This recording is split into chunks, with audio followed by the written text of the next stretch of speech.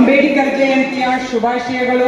ಅದೇ ರೀತಿ ಬಸವ ಜಯಂತಿ ಮತ್ತು ಅಕ್ಷಯ ತದಿಗೆಯ ಶುಭಾಶಯಗಳನ್ನು ಕೋರುತ್ತಾ, ಇವತ್ತು ನಾವು ಈ ರೀತಿಯಾಗಿ ಅಂದರೆ ಒಂದು ವೇದಿಕೆಯ ಮೇಲೆ ನಿಂತಿದ್ದೀವಿ, ನಾವೆಲ್ಲ ಹೀಗೆ ಕೂತ್ಕೊಂಡಿದ್ದೀವಿ ಅಂದರೆ ಅದಕ್ಕೆ ಕಾರಣ ನಮ್ಮ ಅಂಬೇಡ್ಕರ್ ತಂದಂತಹ ಸಂವಿಧಾನ.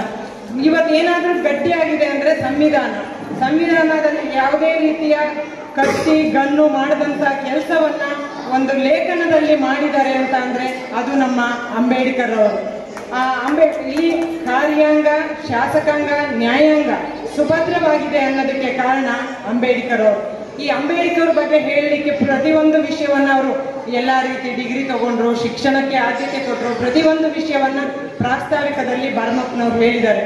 ನಿಜವಾಗಿ ಸತ್ಯ ಅದು. ಅಂಬೇಡ್ಕರ್ ಅವರ ಒಂದು ತತ್ವಗಳನ್ನು ನಾವು ಕೂಡ ಜನಸಾಮಾನ್ಯರು ರೂಢಿಸ್ಕೋಬೇಕು.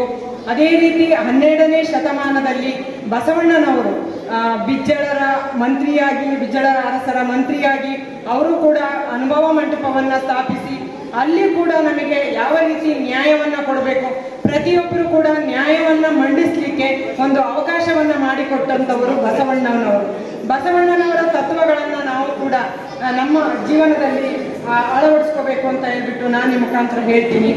ಕಲಬೇಡ ಕುಲಬೇಡ, ಕುಸಿಯ ನುಡಿಯಲು ಬೇಡ, ಮುನಿಯ ಬೇಡ, ಅನ್ಯರಿಗೆ ಅಸಹ್ಯ ಬಡಬೇಡ, ಎನ್ನ ಬಣ್ಣಿಸಬೇಡ, ಇದರ ಅಳಿಯಲು ಬೇಡ, ಇದೇ ಅಂತರಂಗ ಶುದ್ಧಿ, ಇದೇ ಬಹಿರಂಗ ಸುದ್ದಿ, ಇದೇ ಕೂಡಲ ಸಂಗಮ ದೇವ ಅಂತ ಹೇಳಿ ಪ್ರತಿಯೊಂದು ಲೈನಲ್ಲೂ ಕೂಡ ಬಸವಣ್ಣನವರು ಇಷ್ಟು ತತ್ವಗಳನ್ನು ತಿಳ್ಕೊಂಡ್ರೆ ಸಾಕು. ಬಸವಣ್ಣನವರು ಯಾವ ರೀತಿಯಾಗಿ ನಾವು ಈ ಒಂದು ವಚನದ ಸಾಲುಗಳಲ್ಲಿ ನಾವು ಯಾವ ರೀತಿಯಾಗಿರಬೇಕು, ಉಪಕಾರ ಮಾಡದಿದ್ರು ಪರವಾಗಿಲ್ಲ, ಉಪದ್ರ ಮಾಡಬೇಡ ಅಂತ ಹೇಳಿ. ಅಂದ್ರೆ ಬಸವಣ್ಣನವ್ರು ಹೇಳ್ತಾರೆ, ನಾವೇನು ಕಾಯಕವೇ ಕೈಲಾಸ ಅಂತ ಹೇಳ್ಬಿಟ್ಟು, ನಾವೇನು ಕಾಯಕವನ್ನ ಮಾಡ್ತೀವಿ ಅದರಲ್ಲಿ ಕೈಲಾಸನನ್ನ ಕಾಣಿ, ಶಿವನನ್ನ ಧ್ಯಾನವನ್ನ ಮಾಡಿ ನೀವೆಲ್ಲವನ್ನು ಕಾಣಬಹುದು ಅಂತ ಹೇಳಿ ಮೊಟ್ಟ ಮೊದಲನೇದಾಗಿ ಅವರು ಜಾತಿ ವರ್ಣ ಪದ್ಧತಿ, ಜಾತಿ ಭೇದ ಪದ್ಧತಿ ಹಾಗೂ ಮೌಢ್ಯ ನಿರ್ಮೂಲನೆ, ಈ ರೀತಿಯಾಗಿ ಮೂಢನಂಬಿಕೆಗಳನ್ನ ಎಲ್ಲವನ್ನು ಕೂಡ ಹೋರಾಡಿ ಅವುಗಳಿಗೆಲ್ಲ ಒಂದು ಅಂತ್ಯವನ್ನ ಹಾಡಿದವರು